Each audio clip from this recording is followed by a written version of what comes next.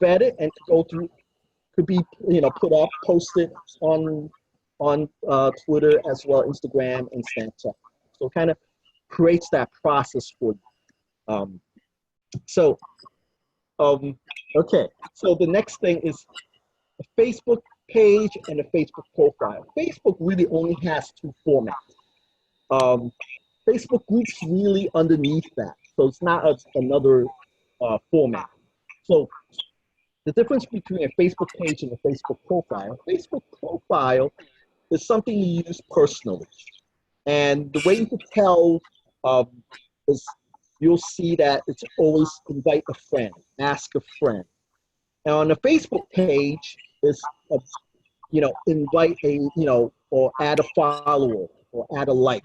So that's the difference. One's asking for friends, one's asking for followers. Okay, so this is an example I would like to use. I don't know if most of you use Facebook personally, but if you do, the average person is connected to about 150 people on Facebook.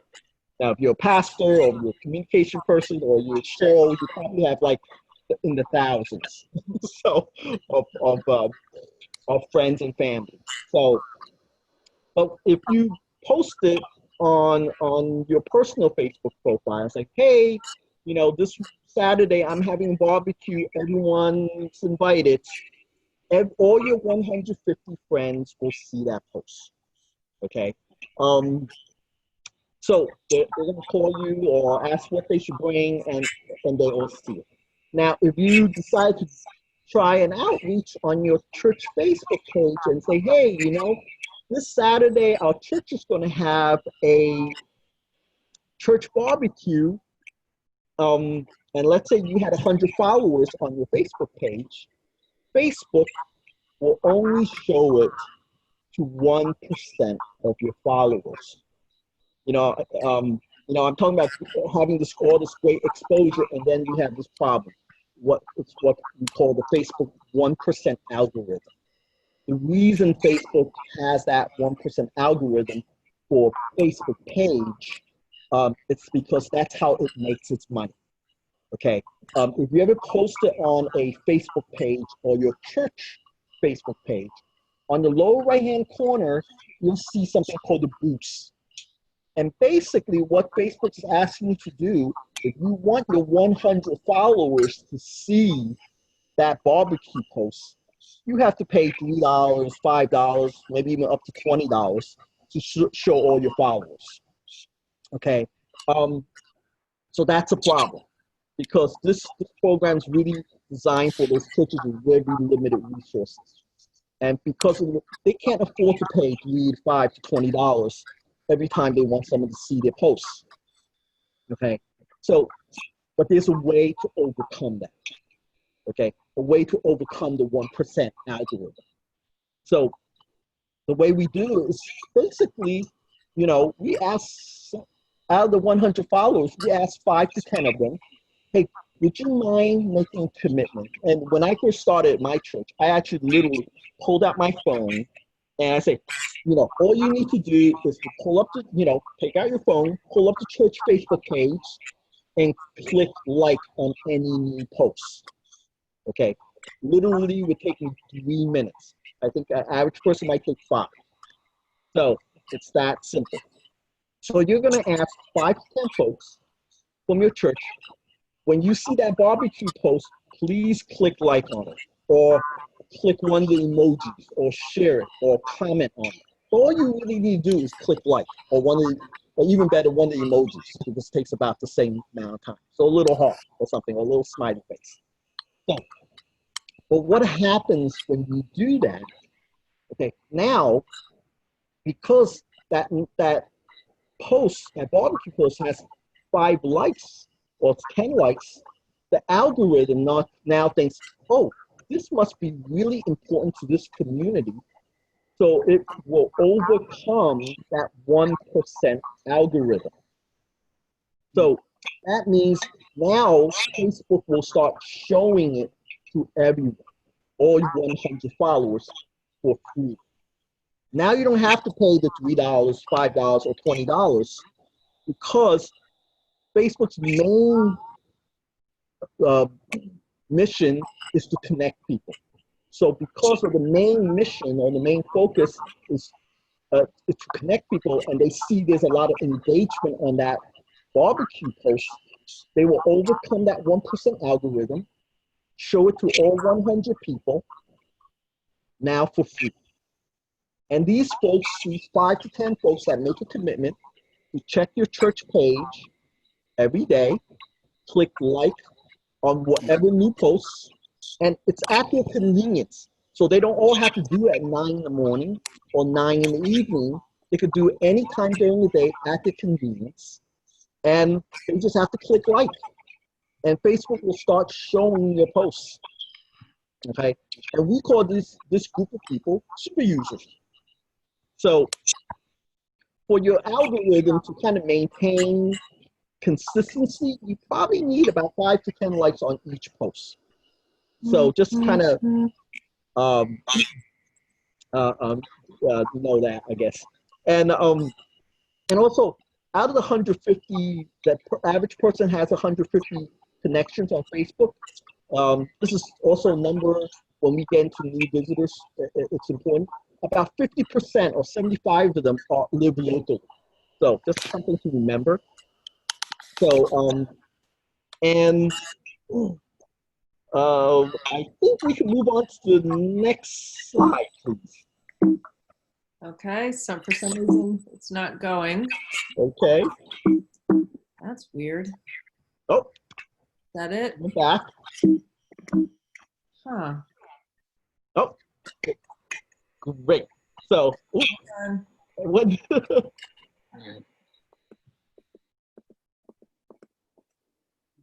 All right, hold on. Where were we? Yep. Perfect. You want to be? Yep. This is it, I believe. So now the super users. So we've talked a little bit about super users, and we're going to kind of dig deeper into super users. So usually the super users now are basically people to help you spread your content on Facebook, give you the exposure. So now you're reaching your 100 followers. But we're going to take this super user group of people, and we're going to put them in a Facebook group on the page. And now, so basically what you're doing, you're taking the 5, 10 people that are checking your Facebook page every day and clicking like, and you're putting them into a giant chat room. So now, this makes communication a lot more efficient and easier, because now you don't have to email anybody. So going back to that barbecue post, maybe in the chat room, it's like, hey, you know what, we're thinking of doing this new outreach, having a community barbecue. What do you guys think? And you could and people could talk to each other about that outreach right in that chat room. So so it just starts to enhance and make your communication a little more efficient. So you're not emailing people, and people could just always chime in naturally. So those are the super user groups, and we start with the kind of the techie people or the social media folks. But we don't stop there. So in my church, when I first started, we had an older congregation. So, and we had in that congregation, a senior congregation, the demographic, we had a group of homebound folks. So what we did, we reached out to homebound folks. Hey, would you mind being a super user for our, our new communication initiative? What was great about this ministry was that we helped these people who felt kind of isolated have a way to reach out to the world, to communicate to the world through social media. And at the same time, they felt really good about helping the church, because they knew every time they clicked like or made a comment or click an emoji, they were helping the church spread its content and message and in ministry. So it was a really powerful ministry for these homebound folks. But we didn't stop there as well. Then what we started doing, we started reaching out, you know, to what the people who we call the faders, people who used to come to church every week, but now come once a month, and then gradually come only during the holidays, right? So you'll see people like me around my church during the holidays run around, kind of grabbing people like only show up during the holidays. Like, hey, would you please be a super user for our church? Pull up the phone, pull up the page, click like, so that it only takes 3 minutes, to 5 minutes to do at the convenience. And most of them do say yes. And I later found out that the reason they say yes because they also feel a little guilty not coming to church more often. So these are the faders. So we add the faders to the super user group. So their job now is to come to the church Facebook page every day at their convenience and click like on any new content or any new posts. But what we quickly found out was that since they were coming back to and checking on the church and the daily touch point, they started to become re-engaged with church because they knew more about what was going on in church than than the average person, and they started coming back to church. So that's another very powerful element of the super users. But we don't stop there. And I'm not going to go through the entire list, but at some point you start thinking strategically and looking around at all the different demographics within your congregation, and you ask those folks that represent those demographics, okay, in your church, and ask them to be super users. So toward the end, you sort of have this cross-generational, cross-demographic group of people that normally don't really connect at church. All the senior people kind of hang out together. All the parents with the families kind of hang out together because the super user group, they talk to each other. They post. You'll see that they start posting prayers and Bible verses and pictures of their grandkids, and people will say, hey, I love that picture of your grandchild and when they're in church, or I love that Bible verse that you posted, or that suggestion you made. And it kind of connects folks because you're all now bringing all these different type of people who don't really always kind of work together in church, now work for a common goal and common good, and initiate that conversation.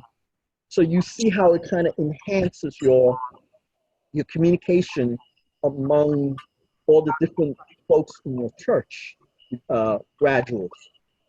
So, and then the I guess the next bullet I would kind of jump to is attendance. How does that affect attendance? So the average super user is connected to 2 people in your church, either family or friends. So if these super users are on your Facebook page every day, that daily touch point, so basically they're going to church every day. There's a connection with church every day. Or most days, they might not always check every day, but most days.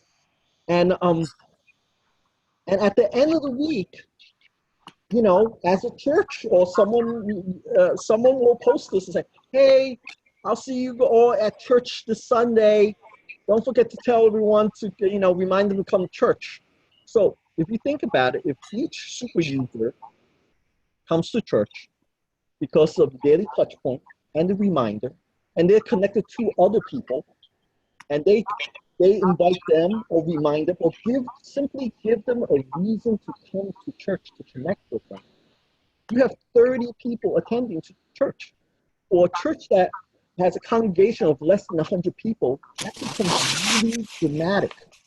The attendance stabilizes, and that doesn't even include your church loyal, folks that come every Sunday. So, and that's how it really helps stabilize attendance once this super user group is truly established. And once you establish and stabilize attendance, you then stabilize your finance. So that's how the super user, and the super users really don't think that deeply about what they do, because they think they're there because you need them to click like and spend 3 to 5 minutes a day on the church site. But once they are empowered, they will realize how they really um, help establish a much healthier, connected church. And churches that I go in to help, I have kind of two categories of churches when I start with. The one is the churches that are really excited about social media, and the churches that are dying. Those are the two types of churches I usually go in and help first. And so once they, especially with the churches that are dying, when they see the super users, they just wish that they had established it much sooner. So people don't simply just walk away and walk out. So next slide, please. Okay, now, once you have super users and you're posting, many posts a week, you will very quickly reach over 500 people in your first 30 days. When I set that benchmark, a lot of times churches are a little nervous about that, especially the churches that didn't have a Facebook page to start with, and so I had to create one for them. And usually I do that because it will take them a week to do it, because they're trying to figure out. And I, on the automated side, just push a button and it's done in 5 minutes. So I usually create the Facebook page for them. It's just more efficient. So those folks always say, how am I going to reach 500 new people with a brand new Facebook page, and we have like 10 followers? But they will. And really, I wouldn't set that benchmark if I didn't believe that you could do it. And here's the secret. Back to each person's connected to 150 people. So if they share your content or like the content from the church, that's 150 people. So you really only need 4 people to share and reach that 500 people plus in 30 days. So your ministry becomes very powerful. And this whole idea is really to first establish that ministry that's beyond your church. Because, our culture today is people don't come to us anymore. People don't come to the church. We still need to minister to them. They still need our ministry, even if they don't realize it. And so we have to go and reach out to them and minister to them. So very quickly, a small church will start reaching 500 or more people in their first 30 days. So now you have over 500 people coming to your church Facebook page. And also, the benchmark is also to engage your Facebook page. So not only are they coming, they're interacting with your page somehow, talking to you, liking, checking out content in your page that takes more time. So Facebook's algorithm knows when someone's looking around a page, even if they haven't clicked anything, once it goes past a certain amount of time, Facebook deems that person engaged. If they know that person's spending 20 minutes on your Facebook page, chances are that person's engaged. So you have 500 people coming. What are you going to say? And most churches may start with 2 or 3 posts a week, but once they realize they have over 500 people that are coming to them, that their online church now is ministering to, they want to post every day. So So we created a very simple editorial calendar template. So most of my churches follow this template in some form. So most churches post inspirational Bible verse on Monday. Tuesdays, they get someone who loves to take pictures. And if they have a lot of folks that love to take pictures, then they just ask everyone to take out their cameras and their phones and take pictures and send it to the office, and they'll decide which pictures to go up. Wednesday, it's an engagement post, and right now most of my churches are posting. An engagement post really is a post that starts a conversation or asks a question or something like that. And right now it's like a prayer request. How can we pray for you today? Kind of post. And so that's really a powerful post. One example I always give is that one of the very first churches that I started with in New Jersey, and they posted, how can we pray for you today? And someone actually, oops, sorry about that. Someone actually posted, I'm going for minor surgery, no big deal. Don't, I just want you guys to pray for me. And someone jumped on and said, I can make you a dinner for that evening and bring it over. But then someone else started posting, I could bring you dinner the next day. And then someone from the community actually said, hey, I can make you dinner, bring over. We're assuming that person's a neighbor or someone they just know, not just strangers. But by the end of the thread, every single day of the week was covered. Someone was bringing her dinner. But imagine if someone was checking out your church and looking at that thread of conversation, what they would think about your church, how dynamic, loving, incredible place it must be. So it's those kind of engaging posts are powerful. And then Thursday could be upcoming events. Maybe now we're starting to spread out the work a little bit. If you have the folks who handle all the work, right? The resources for people to volunteer. Someone could be in charge of the youth ministry. If you have a youth pastor, great, that person could be in charge of posting. If you have a music director or someone who leads the music, they could be in charge of posting something on Fridays. So now you're spreading the work. So not the pastor isn't posting everything, or the office admin isn't posting everything. So and you can spread the work around. And so the next thing I'm going to jump to really quickly is this pastor sermon preview on Facebook Live. I don't know if any of you ever use Facebook Live. It's a Facebook post that is a video feature. It's a video, pretty much. And this is really powerful. And pastors don't really have to do this on Saturday, because some pastors are off Saturdays. So it could be done Thursdays, Fridays. But this is also really powerful. And I'll explain why. Basically, a pastor comes, does a Facebook Live, and I always suggest 60 seconds or less.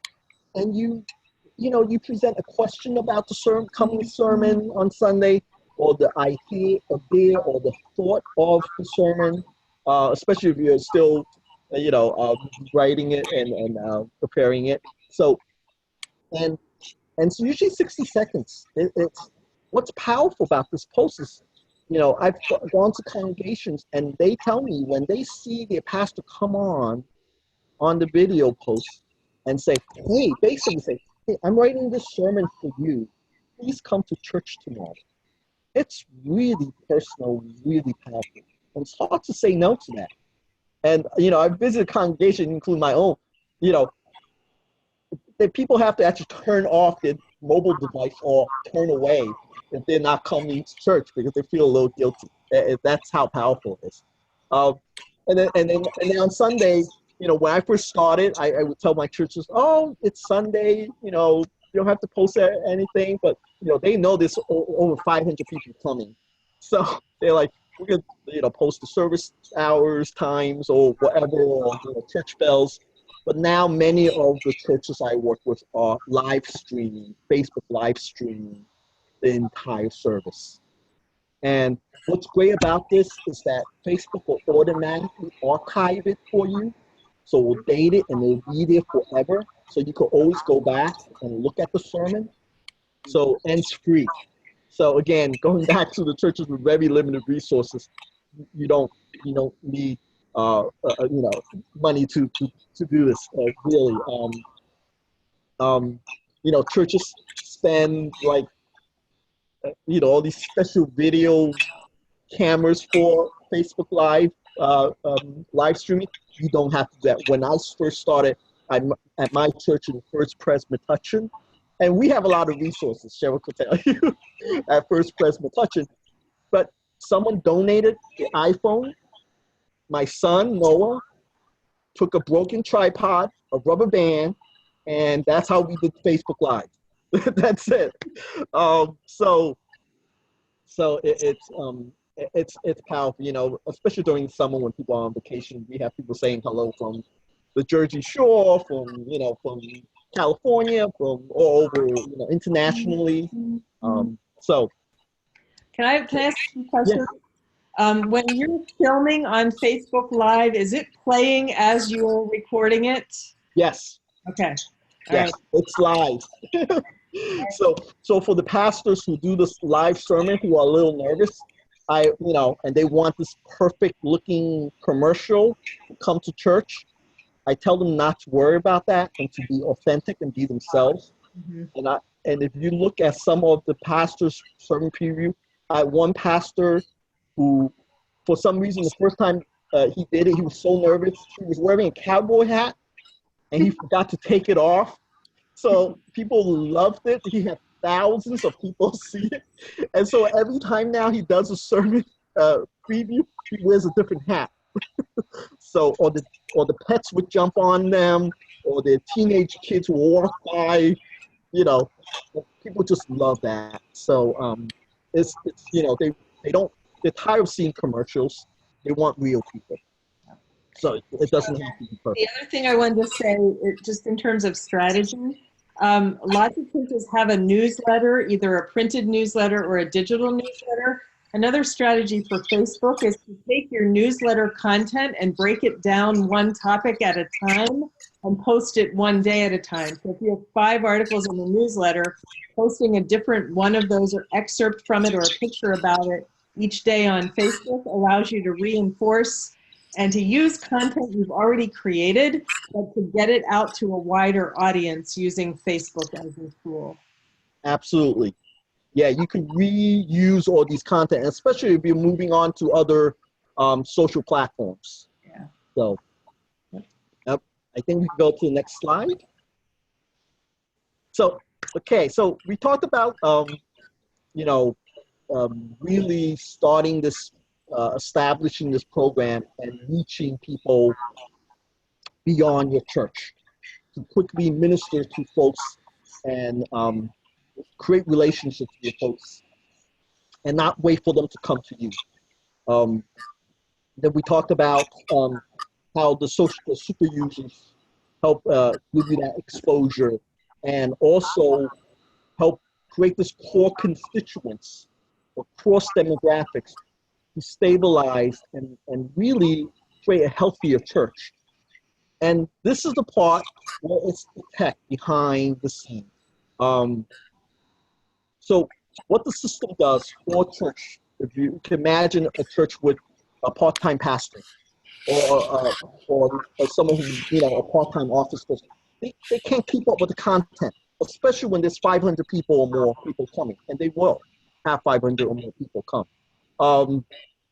So the automatic posting, every 72 hours, the system will check your Facebook page and see if you posted something on your church page. If you have not, the system will automatically post a Bible verse for you. And it's a little fancier, it's a picture with an embedded Bible verse, So the system will do that for you. It'll keep that page consistently active and give you a consistent level of exposure. So, 1 month you don't reach 500 plus people, and the next month you only reach 50 people. Because of the automated system, the system will keep that exposure at a consistent level.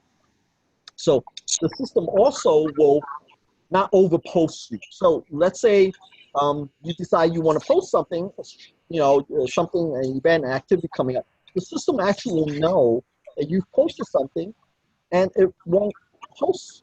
So it's very reactive, I guess, the word. Um, so it knows not to, your content is more important than what it posts. It will, at the same time, because it tracks you and views your Facebook page, and it really also, it does also look at your website as well. That's not every 72 hours, but it's once a month. Um, it always, it will track your, how many people coming to your page, your reach, and how many people engage. So at the end of the month, you'll get an email and it will show you how many people are coming to your page, how many people you're reaching, and how many people are talking to you, basically, and connecting with you. And in that email, it's going to ask for 3 data points. And basically, you plug in numbers. The first one's going to ask you for how many new visitors you have. The reason they ask for that because your benchmark is to reach in the first 30 days 4 new visitors. So that's why I asked you for that. Now, the second one is it's going to ask you for your attendance, and I think that you just have to check okay, good. I can't remember exactly what it is, but something like that. And then the last one's any new members. Again, you just punch in the number. So it really is, again, very quick survey.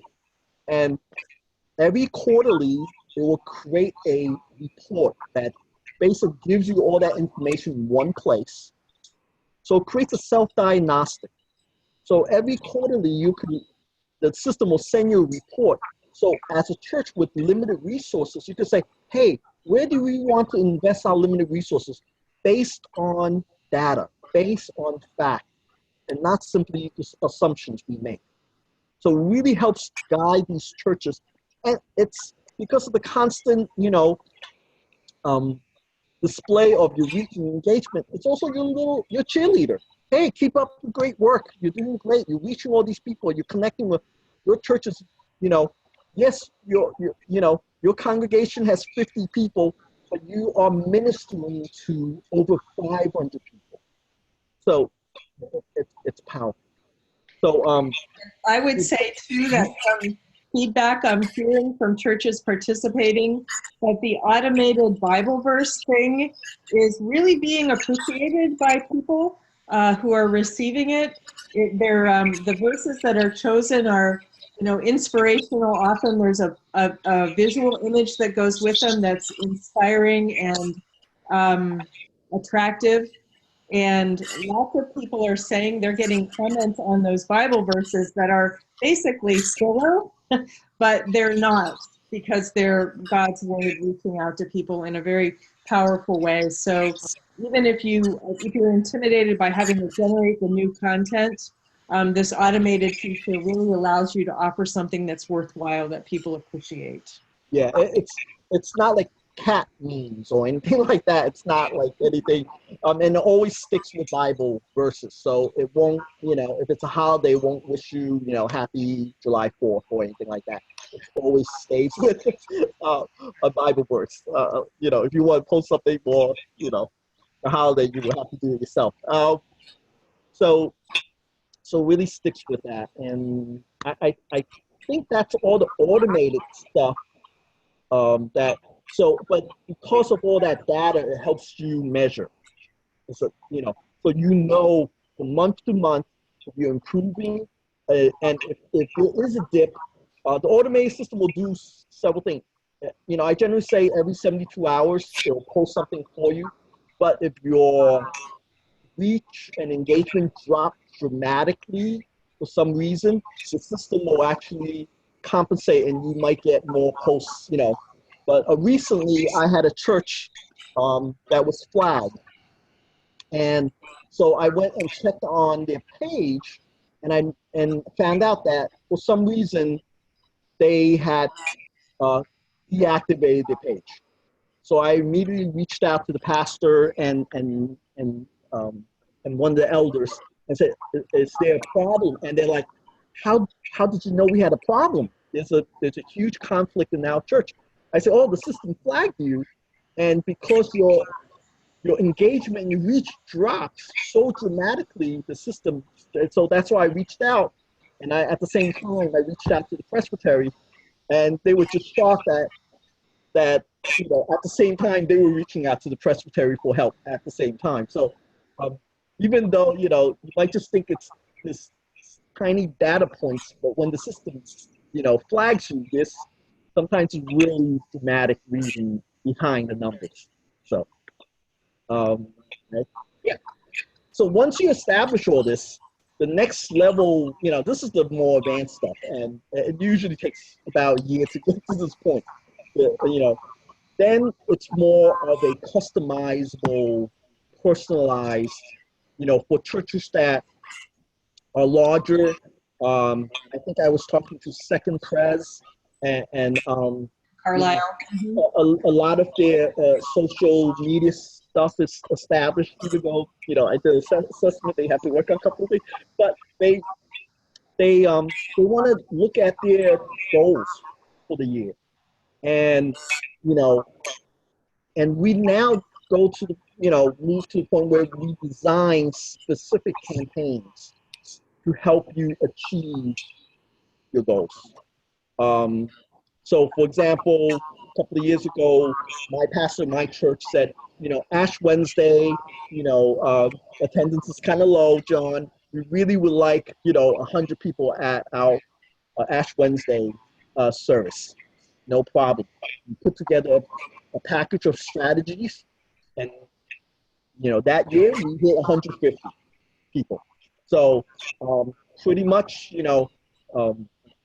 and for churches who start out, first time, maybe not all the strategies work, but we look at what works, we keep it, and then from the hundreds of churches ideas I could quote from, we put in new strategies and we kind of tweak it until you achieve whatever your goal may be. So that's kind of more advanced, but once you establish your churches, usually we talk about your goals, design, implement any kind of campaigns you may need that's unique to your and then your outreach or whatever. So, and I'm not sure what the next slide is. So by now, at this point, you probably would have a communication team or committee, so I could help you set up that. And a lot of time with the really small churches, it's just a couple of people. It's not, it's just it's not even a big team. So I think the next slide is, so we talk a little bit, I kind of revisit this benchmark. And so it's 500. In the first 30 days, your page will reach and engage at least 500 people. You will, have at least 4 new visitors to your church. And so we basically leverage, Facebook does not bring the 4 new visitors. People kind of like, oh, does that Facebook bring some? It does and it doesn't. So it depends, right? But what Facebook does is get your content out, and people will tell me when they go out to their community, people will talk about their churches now, the things that are happening. Okay, what the hope is that because other people are talking about it, you will bring new visitors. So what we then look at, we review your new visitors process. How do you get the contact information? Some of the great ideas I've heard, many churches I work with now, if someone fills out a contact card, they actually donate a bag of groceries to a food pantry. So even though the visitors may or may not want to come back, but they know that they could do good if they just simply share their content, it's just these simple ideas really work. You really need some sort of retention process. How do you follow up with these new visitors and collect information? So that's something we will visit. And again, these are mini trainings within this whole program. So I think that And these are our churches that are in the pilot program. They obviously reach their benchmarks before the 30 days, but you know, the first church, First Pres, it's reaching 869 people. I mean, the percentages are crazy when you look at it. But what you really want to see is the real people numbers, right? 869 people. Out of the 869 people that came and visited the Facebook page, 662 of them connected, liked something, left them comment, shared something, spent 20 minutes on your, you know, the average website doesn't even get 100 people in a year. The average church website. So this you could reach a lot of people very quickly. And then the whole idea is that you don't reach your first 30-day benchmark and that's it. The idea is that you consistently every 30 days, every month, meet those same benchmarks. So imagine you have 4 new visitors, you're a small church. Every month, your church is going to grow. If you're ministering to hundreds of people in your first month, by the end of the year, you're going to be ministering to thousands of people, online. And I think that's what we're supposed to do. They may not come through our doors, but they need us. I think the next slide is just more information. So, to other churches. Yep. Anyway, any questions? I know I talked a lot, but.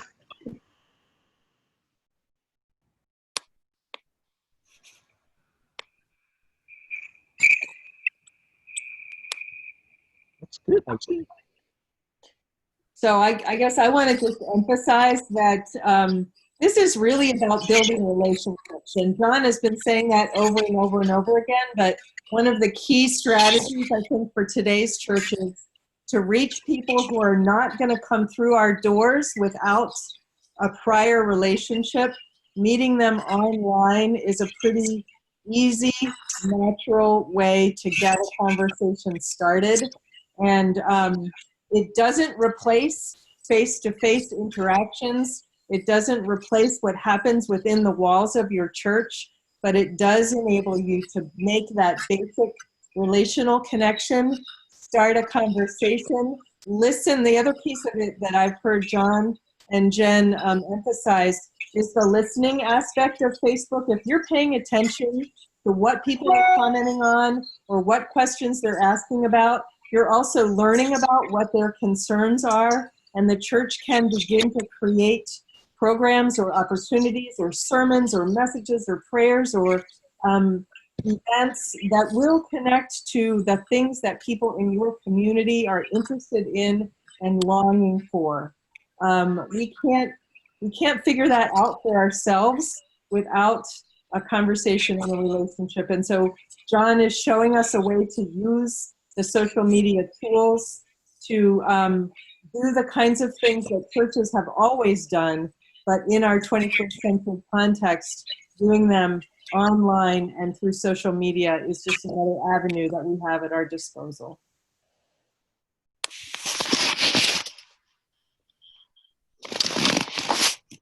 So are there particular questions or comments before we wrap up?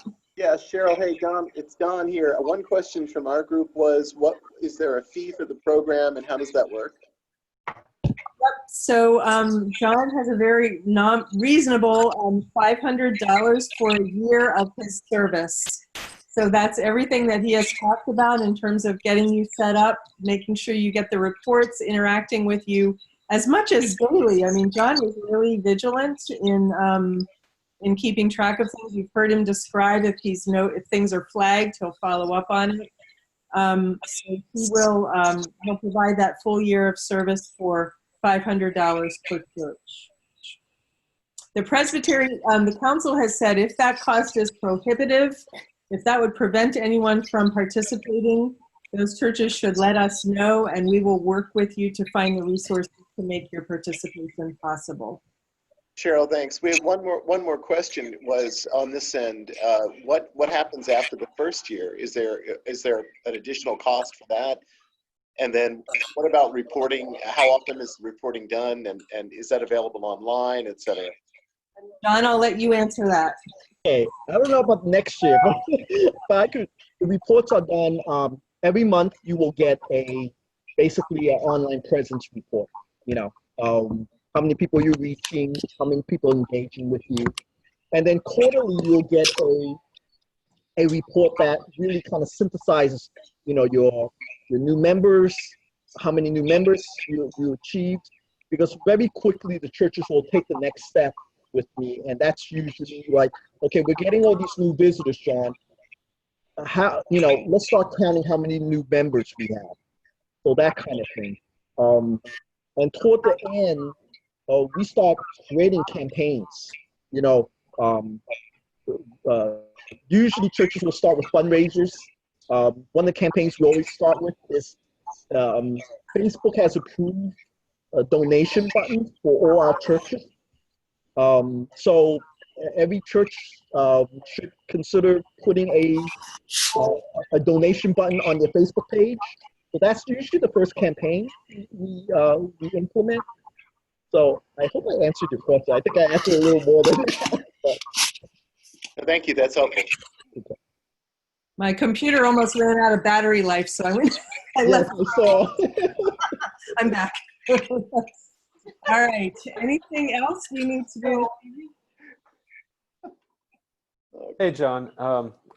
Remember when we spoke a while back, you were talking about the donation button. Yes. And I was wondering if you could maybe refresh my memory a little bit.